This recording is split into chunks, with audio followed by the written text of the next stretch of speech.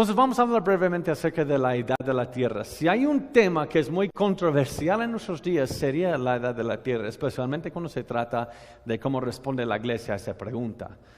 Y a veces, debido a la controversia, es fácil tomar un lado o el otro, decir que ni siquiera en verdad importa. Pero vamos a verlo de cerca esta noche. Lo que yo les quiero animar de una perspectiva bíblica, teológica, yo les animo a que consideren la evidencia bíblica, quizás nuevamente, o que se fortalecen en lo que ya habían considerado antes. Nosotros sabemos en el libro de Génesis, tenemos en Génesis capítulo 1 los días de la creación. En luz y tierra, día 1, separa las aguas de arriba abajo, día 2. Día 3, la tierra seca y plantas. Día 4, sol, luna, planetas y estrellas. Día 5, criaturas voladoras y marinas. Día 6, animales terrestres y la humanidad. Entonces, respecto a la edad de la Tierra, si nosotros hacemos un poco de cronología bíblica, eso si sumamos las genealogías en la Biblia, llegamos a una edad de aproximadamente 6,000 años. Por ejemplo, Adán fue creado en el 6º día desde que Dios dijo en el principio, en el comienzo de tiempo.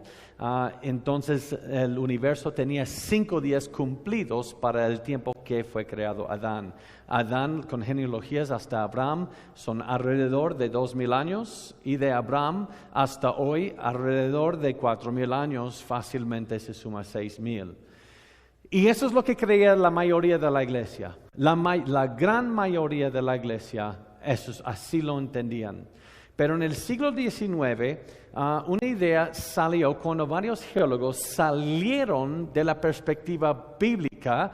Entonces, cuando ellos vieron los cicatrices en la tierra como el Gran Cañón y otras cosas que casi gritan catástrofe grande, ellos dijeron, sí, yo veo rasgos de catástrofe, pero aunque anteriormente lo interpretábamos con el diluvio de Noé, ahora nosotros vamos a tomar una idea, una nueva postura, que hubo catástrofes hasta un nivel continental o universal que cubriera todo el planeta, pero que no solamente hubo uno, sino varios. Y entonces hubo un principio sobrenatural, no sabemos exactamente cómo, según ellos, y después una catástrofe grande, y luego a través de mucho tiempo después otra catástrofe grande. Y si queremos hacer un acuerdo un poco con la Biblia, puedes decir quizás que la última catástrofe fue el diluvio de Noé, y luego estamos aquí hoy. Pero después de eso fueron para otro extremo, y un grupo de geólogos, especialmente Carlos Lyell, introdujo la idea de uniformitarianismo, uniformismo o gradualismo. Se conoce más por esos 3 títulos en castellano. Y eso quiere decir que yo no veo catástrofes, sino yo veo que estas capas sedimentarias de rocas, yo creo que se formaron a través de largos periodos de tiempo, que no hubo una catástrofe. Por ejemplo, cuando ellos ven un cañón con un río abajo, ya no creen que hubo una catástrofe que lo cortó y luego agua siguió. Ellos creen que ese pequeño de agua es lo que cortó el cañón a través de millones y millones de años, y luego esas capas fueron asentadas también previamente por millones de años, y eso se llama uniformismo. Quizás lo conocen ustedes por otro nombre. Ustedes saben que hubo un reformador político en Europa quien dijo, déjeme escribir las canciones de una nación, no me importa quién escribe sus leyes, porque a través de las canciones y los dichos uno enseña una filosofía. Entonces nosotros quizás no lo conocemos por uniformitarianismo, uniformismo o gradualismo. Nosotros lo conocemos por el presente es clave al pasado. ¿Quién ha escuchado ese dicho? El presente es clave al pasado. ¿No? Pues allá sí, me quedaron mal. No. El presente es clave al pasado. Los procesos actuales que usted ve hoy siempre han sido así. Por ejemplo, si usted entrara aquí y si atrás de mí vieran un grande lago, un enorme lago, y está el lago lleno de arroz hasta arriba, mucho arroz, wow, una montaña de arroz que llenó este lago, y me ven a mí con un granito de arroz en la mano, y tú dices, ¿qué haces, Joe? Y yo le respondo, pues yo he estado poniendo un grano de arroz, un grano al día en este hueco aquí, en ese hoyo aquí, y así se llenó. ¿Qué es lo que me va a tener que deducir usted? Que yo tengo ¿cuánto tiempo haciendo eso? Una cantidad casi infinita de tiempo. Eso es gradualismo. Que si ellos creen que se agregó poco a poco y tenemos varias capas de rocas, entonces tiene que ver una grande cantidad de tiempo. Un estudiante de este nuevo gradualismo se llamaba Carlos Darwin. ¿Me cortó? Oh, no, está bien. Charles Darwin tomó esta idea de uniformitarianismo en geología y luego hizo con la cual otra rama de ciencia, la biología, y lo mezcló allí con esas ideas. Según el punto de partida bíblico, tenemos la grande catástrofe del diluvio global, quien es lo que asentó esas capas de rocas, la mayoría, y quien cortó después esos gran cañones que vemos. Pero según el punto de partida secular actual, donde vivimos nosotros, es a través de uniformismo. Y les voy a decir por qué. Mira quien dijo George Wilde en 1954, fue un bioquímico norteamericano y recibió el premio Nobel por fisiología en el año 1967. Y él dijo, de hecho, el tiempo es héroe de este complot. El tiempo con el cual tenemos que tratar es de 2,000 millones de años, y eso fue la edad de la Tierra según los uniformitarianismos para el año 1954. Creen que la edad que la Tierra tiene esa edad. Lo que nosotros consideramos como imposible en base de la experiencia humana aquí carece de sentido. Dado tanto tiempo, el imposible se vuelve posible. El posible se vuelve probable. El probable se vuelve virtualmente seguro. Uno solo tiene que esperar. El tiempo en sí hace milagros. En otras palabras, si usted ve la complejidad de la vida, cuando estudian qué es el ADN, no se quedan, wow, asombrados que en el núcleo de una célula humana, en el núcleo, ¿quién lo puede ver con el ojo? Hay más de 3,000 millones de piezas de información. Y esa información se puede leer como un libro. Pero es peor aún, porque también se le puede leer al revés. ¿Cuál libro tenemos que se puede leer de una manera y le va a dar instrucciones, pero si lees al revés te va a dar otras instrucciones? Y ese ADN, que tiene más información que en 20 enciclopedias, si sale del núcleo para codificar para proteína, pues ya no va a haber en el núcleo. Entonces no sale del núcleo. Una proteína lo desenvuelve de las cromosomas y luego hace una copia de sí mismo que se llama ARN. El ARN sale de un hoyito en el núcleo y codifica para proteínas. Y todo esto sucede a una velocidad más rápida que el motor de un auto, de un coche. Y uno dice, qué complejo, eso no puede llegar por accidente, tiene que haber creación, y esa es la manera de responder. Sí, yo sé que es improbable, imposible, pero dado suficiente tiempo, la misma naturaleza se vuelve milagrosa. Ustedes pueden ver que el tiempo es necesario para hacer lo improbable posible. Por eso se requiere de mucho tiempo. Y entonces, esta idea de miles de millones de años salió. Según esta idea y junto con nuestra cosmología hoy, hubo un Big Bang. Y vamos a hablar más de eso ahora, entonces lo voy a dejar nada más así, pero algo que ahora se llama la singularidad y entró en la existencia en un momento, en ese momento explotó. y luego se formaron los elementos más livianos y luego más pesados, pero con eso se formaron las estrellas, etcétera, etcétera. Y uno de los polvos de la estrella es esta tierra que fue como puro lava, como fundido. Y después cuando se enfrió se formó agua y del agua salimos y aquí estamos usted y yo en el presente. Según la palabra de Dios, primero creó la tierra y luego el resto del sistema solar y el universo. Y el pecado y la muerte entró en Génesis 3 y luego vemos el diluvio, Babel y aquí estamos en el presente. Este relato es de miles de años, este relato es de miles de millones de años. Y en este relato, por la parte superior, tenemos lo que es el árbol evolutivo de la vida y la supervivencia del más apto, donde un microbio, empieza a ganar información desde lo exterior, quién sabe de dónde, y poco a poco, a través de la muerte, sufrimiento, matanza, es algo positivo, porque con el sufrimiento y la muerte, el más apto sobrevive, entonces el más apto puede tener herencia. Entonces, cada vez que el más apto sobrevive, es como algo positivo. Entonces, la muerte es una limpieza, por decir, según esta teoría. Según esta teoría, la Tierra tiene 5,000 millones de años y está flotando en un universo de 13,8 mil millones de años. Obviamente tenemos un problema. Estas dos perspectivas no están, pero nada de acuerdo. Si no entienden hasta qué nivel no están de acuerdo, si usted cree que ahorita en su cuenta bancaria tiene 13,8 mil millones de pesos mexicanos y usted va mañana para ver cuál es su balance y le dice que le quedan 6,000 pesos, usted no va a salir muy contento. Porque estos números son astronómicamente distintos.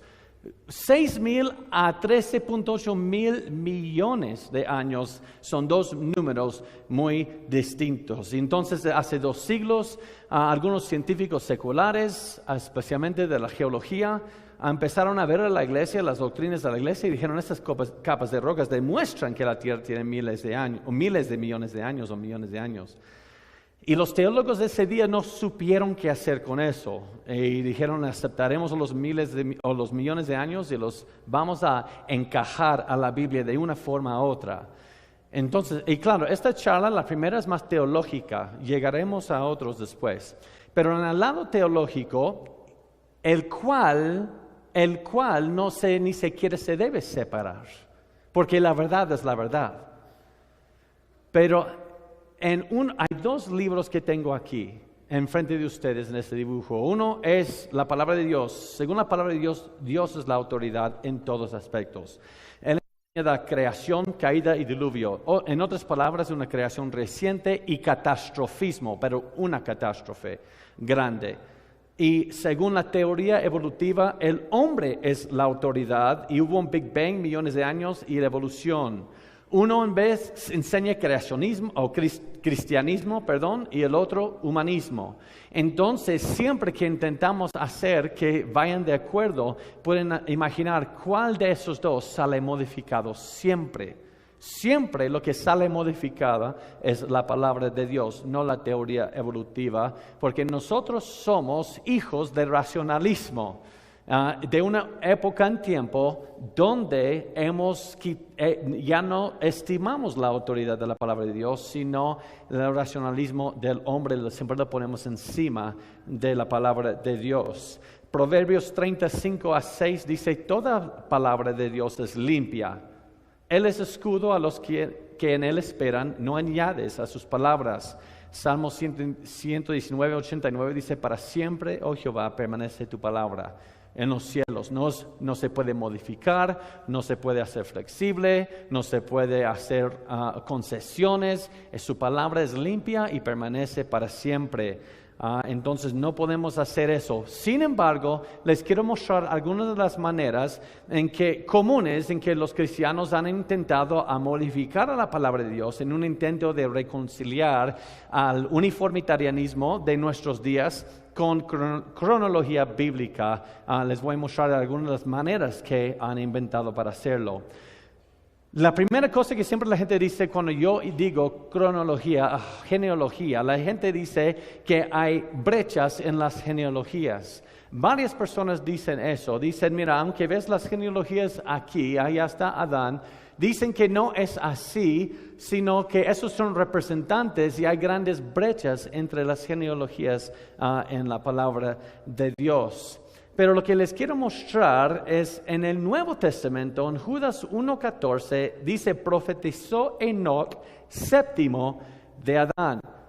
Para los estudiantes de la Biblia siempre debemos tomar en cuenta, y deben haber escuchado eso, que ¿qué es lo que interpreta la Biblia? La misma Biblia interpreta la Biblia. Y aquí vemos a Judas 1:14 interpretando al libro de Génesis. En lo que dice Judas es que Enoc es el séptimo de Adán. Él no permite para brechas. Él dice que son 7 seguidos.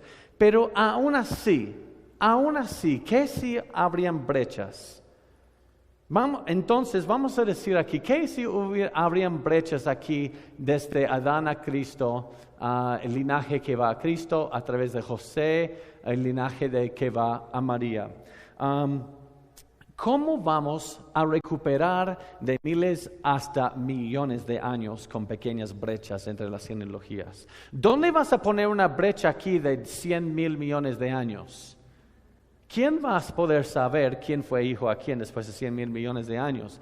No puedes poner millones de años ahí. ¿Saben qué? Yo no conozco a nadie quien lo ha intentado poner millones de años ahí. Entonces, el hecho de decir que hay brechas todavía no hace un acuerdo con la línea de tiempo bíblica, con la línea de tiempo evolutiva. Otra manera, puesto que no se puede agregar miles de millones de años desde Adán hasta Jesús y de Jesús hasta el día de hoy, es que se han intentado encajar los millones de años antes del día 6, porque en el día 6 es donde Dios crea a Adán. Y no puedes tener millones de años desde Adán hasta hoy, imposible. Entonces van desde la creación de Adán para atrás. Entonces, una de las maneras que hacen es lo que se llama la teoría de la brecha, o en inglés the gap theory. ¿Alguien ha escuchado de esa? Otro es el día era, que cada día no era un día de 24 horas, sino era una época, una era de tiempo. Otra ahora está ganando mucha fuerza en Brasil, que estuvimos ahí, pero no tanto en Latinoamérica, es la hipótesis del marco, donde los primeros 3 días y los siguientes 3 días no son así, sino así, y como son eras así. Es algo un poco complicadillo, pero muchas maneras. Solo les voy a mostrar algunas de esas maneras. Número 1, teoría del día era, que cada día lo vamos a estirar para que sean épocas de tiempo. En otras palabras, cuando nosotros vemos a Génesis 1 aquí, en vez de que sean días de 24 horas, son eras. Aquí tenemos era 1, era 2, era 3, era 4, eras y eras así. Pero la palabra en hebreo para día es yom. Y yom se encuentra 2,301 veces fuera de Génesis 1 en el Antiguo Testamento. Y siempre donde se encuentra esa palabra yom tiene un contexto que ayuda para interpretar. El contexto ayuda mucho. Por ejemplo, la palabra día tiene 3 principales significados. Ustedes lo saben. En los días de mi padre tardaban 10 días conducirla a lo largo de la costa de México durante el día. Son 3 maneras de interpretar la palabra día. La primera, en los días de mi padre, no estoy hablando de 3 o 4 días, estoy hablando de una época, una temporada. Es temporada. En los tiempos, en los días de mi papá, no estoy hablando de 24 horas aquí. En el segundo, tardaban 10 días, son de 24 horas. Y la tercera, durante el día, es la porción del día donde hay luz. En la mayoría del mundo, diríamos, si estás cerca del Ecuador, son alrededor de 12 horas allí.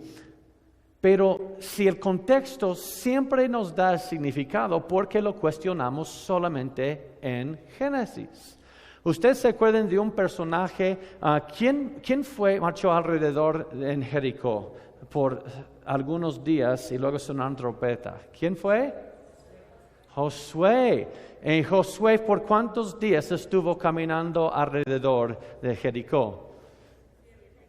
Entonces, ¿fueron 7 miles de millones de años? ¿Por qué no lo cuestionamos allí? ¿Por qué allí estamos bien en el Antiguo Testamento que sean de 24 horas? Porque allá puede estar Él. Allá Él dando vueltas, porque si no fuera así, no sería posible, ¿verdad? Entonces, lo que les quiero mostrar es el contexto en Génesis 1 del día Yom. Pero antes de hacer eso, les voy a mostrar fuera de Génesis 1. Siempre fuera de Génesis 1, el capítulo en cuestión esta tarde, siempre que se utiliza la palabra día con un número en plural o singular, las 410 veces que se utiliza Yom con un número, siempre significa un día de 24 horas. Siempre que se utiliza la palabra Yom con tarde y mañana juntos, sin la palabra día, las 38 veces, siempre significa un día de 24 horas. Siempre que se utiliza la palabra Yom con tarde o mañana con la palabra día, las 23 veces en el Antiguo Testamento fuera de Génesis 1, significa un día de 24 horas. Siempre que se utiliza la palabra noche con día, con Yom, las 52 veces, siempre significa un día de 24 horas. Ni hay debate sobre eso. Entonces, allá vemos el contexto. Sabiendo eso, vamos a Génesis 1. Dios llamó a la luz día y las tinieblas llamó noche. Fue la tarde, mañana, un día. Fue la tarde, mañana, día segundo. Fue la tarde, mañana, día tercero, etcétera, etcétera, etcétera. Estamos viendo todos los requisitos para un contexto de 24 horas. Nosotros no podemos decir que el contexto nos permite tener lo que sea más de 24 horas. Una cosa, ¿cuál es el evento astronómico que utilizamos para medir un día de 24 horas? No es porque alguien dice, voy a empezar ya, y voy a contar 24 horas, digo, ok, ya se me antojó que fuera solamente un día, ¿verdad? Hay un evento astronómico que nos da el día. ¿Cuál es? La rotación de la Tierra, la gira de la Tierra sobre su eje una sola vez. Okay, ¿cuál es lo que nos da el mes? Un evento astronómico. La luna alrededor de la Tierra, ¿verdad? ¿Y cuál es el evento astronómico que nos da el año? La Tierra alrededor del Sol. ¿Cuál es el evento astronómico que nos da la semana de 7 días? Esos son grillos, ahorita que están escuchando, y niños, pero esto no tiene que ver con esta conferencia.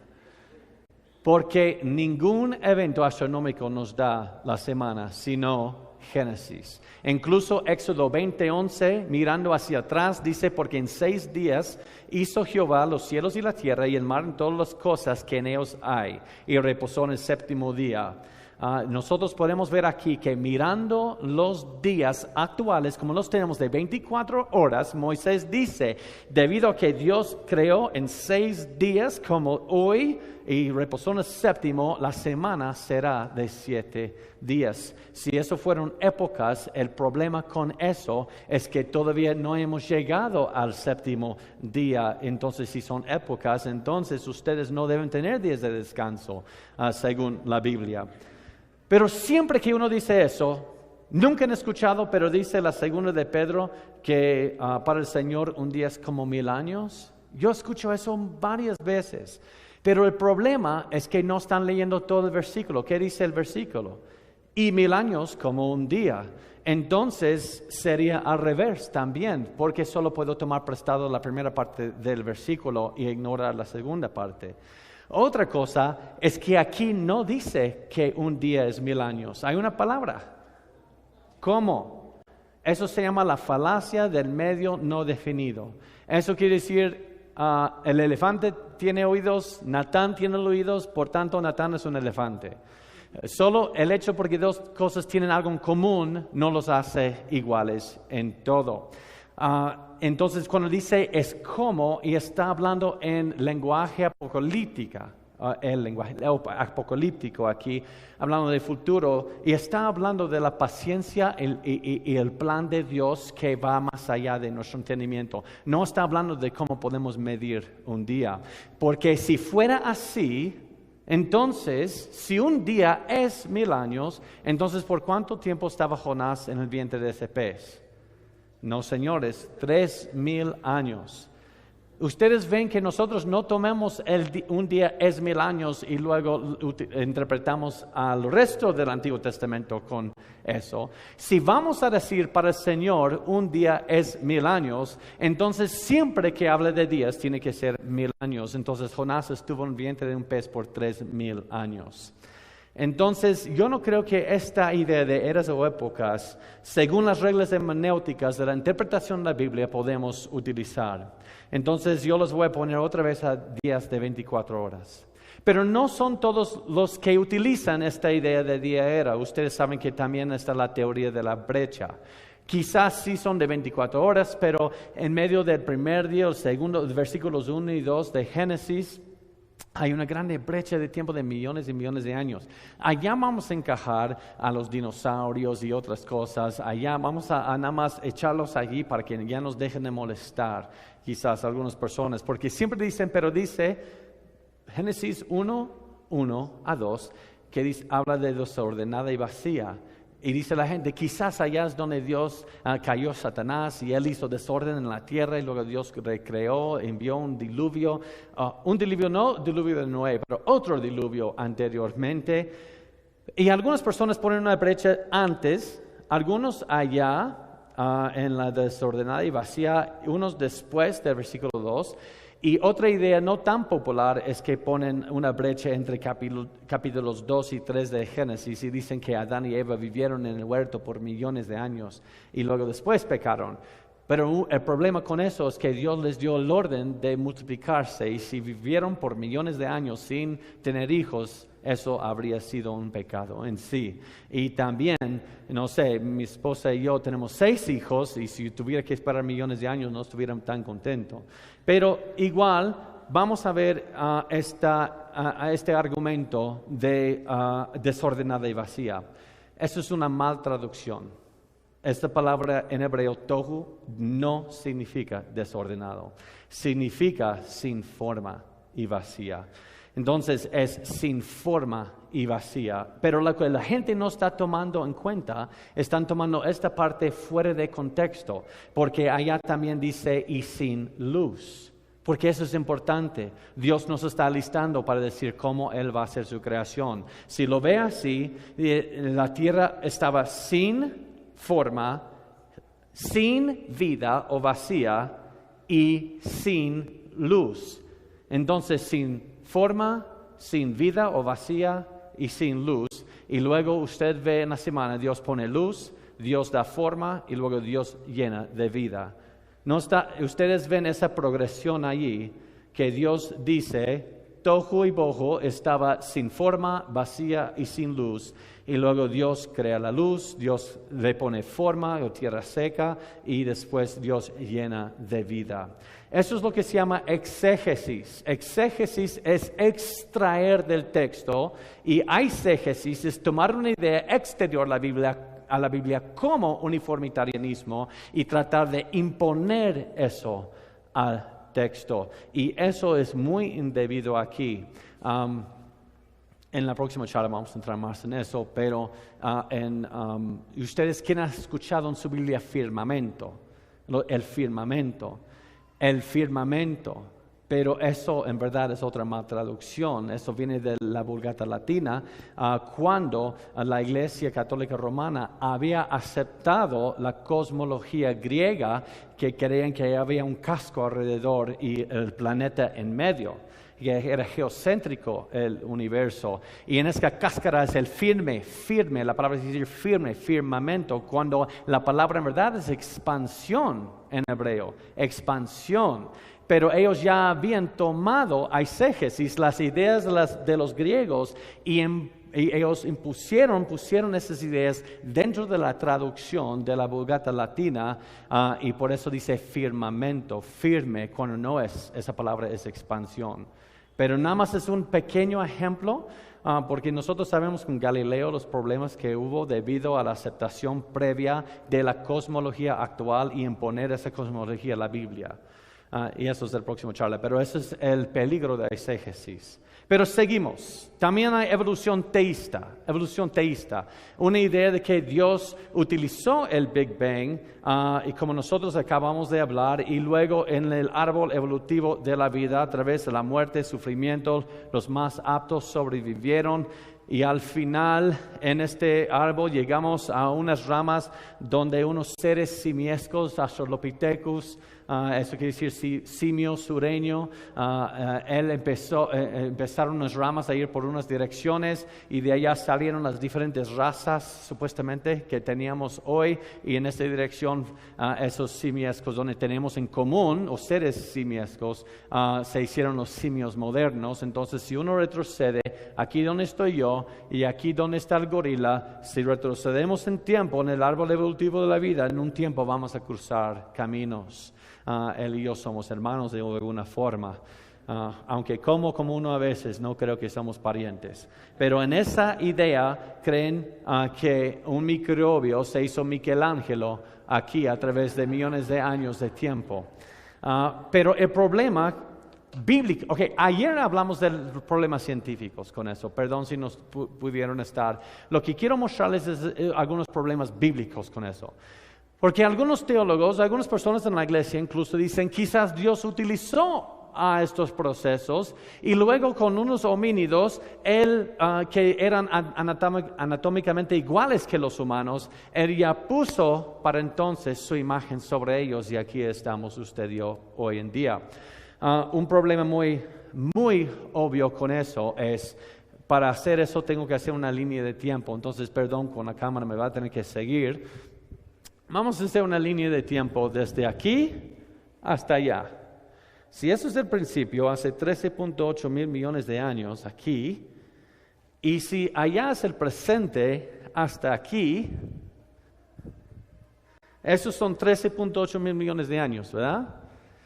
Entonces, ¿dónde estoy en la línea de tiempo cuando estaba Jesús? Pues aquí mismo, por eso fue apenas hace 2000 años del presente. Aquí estamos del presente, aquí estoy donde está en el día de Jesús. ¿Dónde estaban los primeros homínidos que recibieron la imagen de Dios, supuestamente? 4000 años antes de Jesús. 4000 años antes de Jesús. Allá todavía está el principio, allá, ¿pueden ver? Entonces, Jesús aquí, mirando aquí 4000 años antes de Él, va a decir algo acerca de esto. Y vamos a ver si va de acuerdo con esa línea de tiempo. Pero,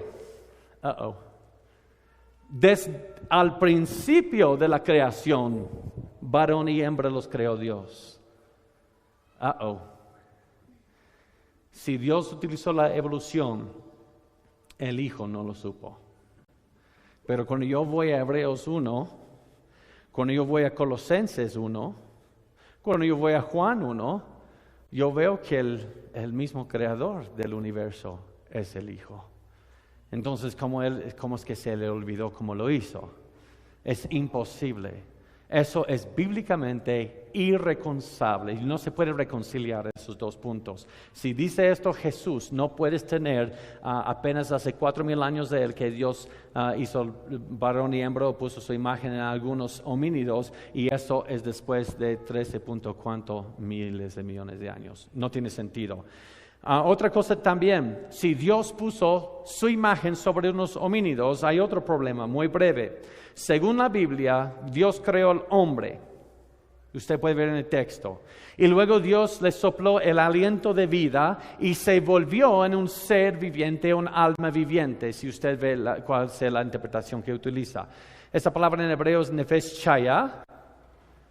Y eso es el ser viviente, el alma viviente. Entonces Dios hizo al hombre, sopló el aliento de vida y ya con eso se hizo un ser viviente, Nefesh Chaya. Pero si usted va en otros sitios de la Biblia, también los animales tenían Nefesh Chaya. Los animales son seres vivientes, las plantas no tienen Nefesh Chaya, pero los animales sí. ¿Por qué es eso importante? Porque si Dios tomó unos animales con Nefesh Chaya y los hizo hombres, está en la dirección opuesta a lo que acaba de decir Dios.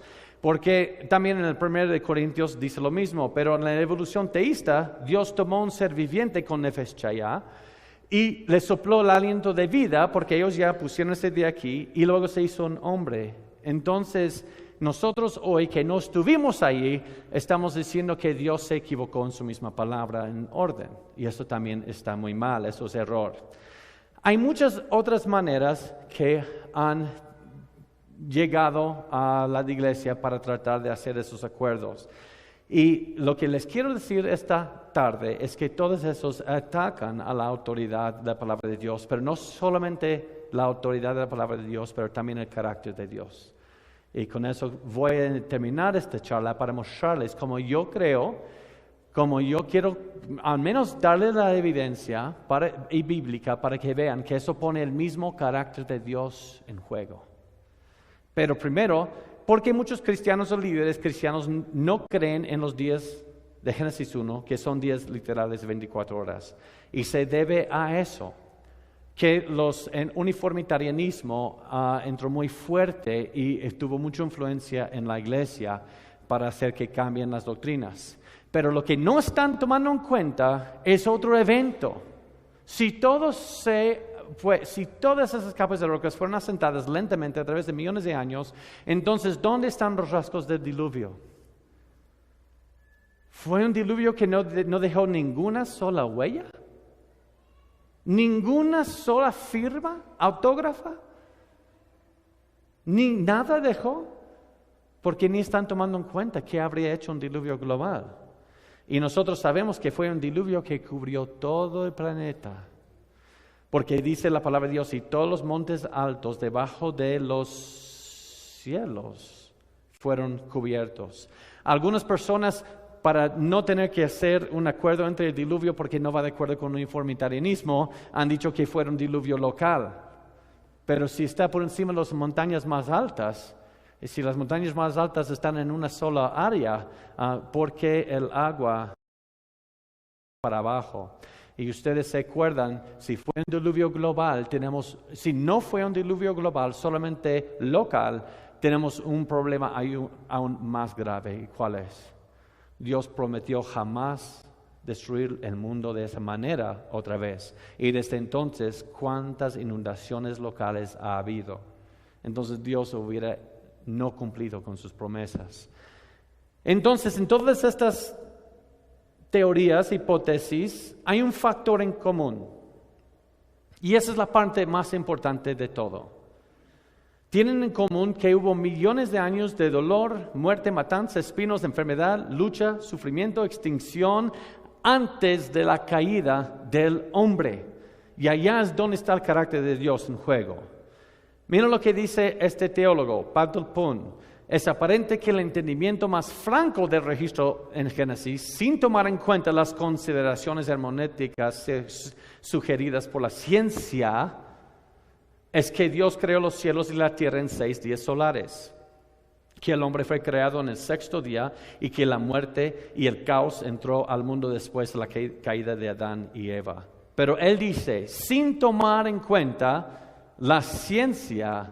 En otras palabras, si él va a tomar en cuenta las filosofías como uniformitarianismo de su día, la Biblia sí enseña que fueron 6 días de 24 horas, pero él lo va a dudar porque algo exterior en la Biblia le está influenciando. Otro que dijo el doctor James Boyce en su palabra, un comentario exposicional, dijo: tenemos que admitir que la base exegética de los creacionistas es fuerte. A pesar de la investigación cuidadosa bíblica y científica que se ha acumulado en apoyo de la perspectiva creacionista, existen problemas que hacen la teoría equivocada a la mayoría de los científicos, incluyendo muchos científicos evangélicos. Datos de varias disciplinas señalan una tierra muy antigua y un universo aún más antiguo. Mira lo que dijo Gleason Archer. Desde una lectura superficial de Génesis 1, la impresión parece ser que todo el proceso de la creación tomó lugar en 6 días de 24 horas. Si esta fue la intención verdadera del autor hebreo, esto parece ir en contra de la investigación moderna científica, la cual indica que el planeta Tierra fue creado varios miles de millones de años atrás. Entonces, el elemento común para los teólogos, líderes cristianos, ministros, profesores de seminarios y profesores de colegios y seminarios es que el día en Génesis 1 significa un día ordinario. Lo confiesan muchos. Pero después dicen, el día en Génesis 1 no puede significar un día ordinario debido a los millones de años. En otras palabras, debido a las teorías de un mundo que aborrece a Dios. Y tenemos que siempre tomar eso en mente. Isaías 2:22 dice, dejaos del hombre, cuyo aliento está en su nariz, porque de qué es el estimado. Y recuerdas que le dije que toda palabra en Proverbios, toda palabra de Dios es limpia, no añadimos a sus palabras. Y que vimos que los secretos de la evolución son el tiempo y la muerte. El tiempo para la lenta acumulación de mutaciones favorables y la muerte hacen espacio para nuevas especies. Aquí es donde llegamos a la conclusión de esta parte. Si Dios utilizó a millones de años, si es que utilizó a millones de años, el grave problema es que ahora, ¿cómo vas a interpretar a Romanos 5:12? Que la muerte entró por medio de un hombre, Adán, no algo preadámico, no por millones de años, sino por Adán entró la muerte, debido a su pecado, y de allá pasó la muerte a todos porque todos han pecado. Pero puede que alguien diga, sí, eso es del hombre y ha hecho la imagen de Dios. No, por Adán entró la muerte del hombre, sin embargo hubo muerte de animales y homínidos antes. Pero Dios dice en Génesis 2 que la muerte sería resultado del pecado. No puedes tener en Génesis 1 millones de años de la muerte. Y ahora, ¿cómo vas a entender el Evangelio así? Y yo les quiero desafiar con este punto. Ahora interpreta Colosenses 1:12, que dice, por medio de él, hablando de Jesús, ¿qué? Reconciliar consigo todas las cosas, así las que están en la tierra como las que están en los cielos, haciendo paz mediante la sangre de su cruz. Si hubo millones de años de muerte antes de Génesis 3, Dios al final de Génesis 1 miró a todo lo que había creado y dijo, bueno en gran manera.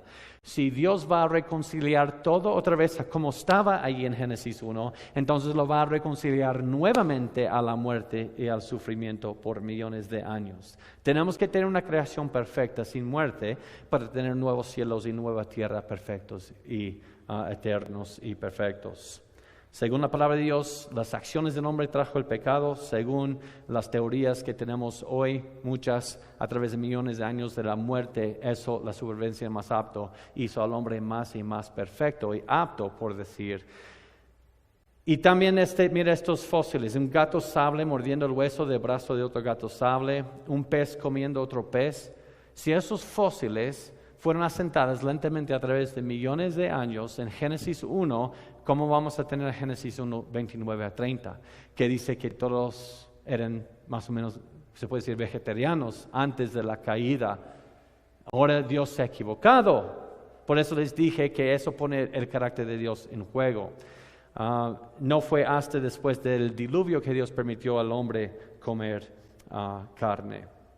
Y también hay dinosaurios allí en muchos otros fósiles, pero tienen señas de cáncer, artritis, de tumores cerebrales. Y si eso fue millones de años antes de la caída, Dios dijo, bueno, en gran manera, al final, viendo artritis, cáncer. Entonces nuestro cáncer, la muerte que da el cáncer, no es el enemigo que Cristo venció, es parte del proceso natural de Dios por millones de años en Génesis 1. Estamos viendo de aquí que de repente el Evangelio empieza carece de sentido un poco. Incluso allá con estos fósiles hay espinos fosilizados. Si fueron asentados a través de millones de años de Génesis 1, ¿cómo vamos a entender en Génesis 3 que debido a la caída del hombre Dios creó espinos y cardos? Dice Romanos 8, 20 a 22 que toda la creación aún gime con dolores de parto. Pero cuando hay un terremoto y gente muere, todo eso es gran resultado al final del pecado. Toda la creación está bajo una maldición ahorita. Pero según la teoría evolutiva, estas cosas son naturales, no hay maldad ni algo bueno en ellos y así siempre será. Esos dos puntos no pueden estar de acuerdo. Entonces termino esta sesión, que fue con muchas palabras, termino esta sesión con una citación y yo quiero que esta cita sea algo que nos desafía a todos. Y espero que la información, al menos, si no estás de acuerdo, al menos les animo a que vayan y investiguen, al menos. Yo he investigado los puntos que van en contra de eso. Yo les animo que también investiguen este punto y lo consideren bajo la luz de la palabra eterna de Dios. Esta cita dice: Moisés escribe que Dios creó los cielos y la tierra y todo lo que en ellos hay en 6 días. Por lo tanto, permita que este periodo permanezca siendo 6 días y no se aventure a idear cualquier comentario donde los 6 días fueron solo un día.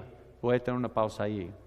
Anteriormente hubo una teoría hace mucho que porque Dios tomó 6 días, lo pudo haber hecho instantáneamente. Entonces algunas personas dudaban de los 6 días diciendo que porque Dios necesita 6 días, lo pudo haber hecho así. Yo creo que Dios lo hizo así. Entonces esta persona está diciendo, no te aventures a idear cualquier comentario donde los 6 días fueron solo un día. Sin embargo, si no puedes entender cómo esto se podría lograr en 6 días, esto me encanta. Entonces concede al Espíritu Santo el honor de ser más culto que usted. Y eso es para mí. ¿Cuántas veces necesito escuchar eso? Debo conceder al Espíritu Santo el honor de ser más culto que yo y someterme. Esto fue dicho por Martín Lutero en el siglo XVI y sigue siendo verdad. Concedamos al Espíritu Santo el honor de ser más culto que nosotros, porque ahorita ¿saben qué? Hay un grupo que está volviendo a catastrofismo y eso puede afectar las fechas nuevamente. Si yo he dicho que la Biblia enseña estas épocas y si luego se reducen eso, ¿qué voy a decir que la Biblia también está mal? Por cada vez que modifican las fechas, tengo que modificar entonces la palabra de Dios. Y no debo hacer eso.